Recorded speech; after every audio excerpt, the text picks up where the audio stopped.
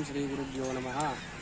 ఈరోజు చూసుకున్నట్టయితే శ్రీ కాళేశ్వర ముక్తేశ్వర స్వామి దేవాలయంలో మరి ఈ దేవాలయ ప్రాంగణంలో అంతర్వాహినిగా ప్రవహించేటువంటి సరస్వతి నదిలో మరి పుష్కరాలు జరుగుతున్నాయి.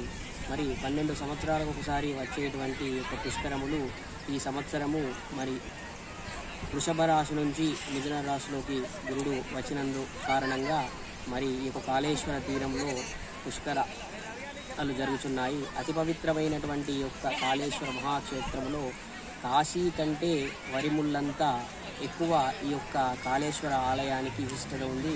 మరి ఒకే పానమట్టంపై 2 లింగాలుగా ఉన్నటువంటి ఆ యొక్క కాళేశ్వర ముక్తేశ్వర స్వామివారి దేవాలయంలో ఈ యొక్క సరస్వతి నది పుష్కరములు జరుగుతున్నాయి. కావున భక్తులందరూ కూడా అధిక సంఖ్యలో వచ్చేసి ఈ యొక్క కాళేశ్వర స్వామివారి దేవాలయం వద్ద జరుగుతున్నటువంటి పుష్కరంలో పుష్కర స్నానాలు ఆచరించి ఆ యొక్క సరస్వతి నదికి పూజలు ఆచరించి అలాగే సరస్వతి అమ్మవారిని అతి వైభవంగా జరుగుతున్నటువంటి ఈ యొక్క కార్యక్రమానికి వేల సంఖ్యలో ఈ యొక్క భక్తులు వస్తున్నారు. కావున ఇక్కడ జరుగుతున్నటువంటి ఈ యొక్క మహిమ ఈ యొక్క అమ్మవారి అనుగ్రహం చాలా విశేషంగా ఉంటుంది.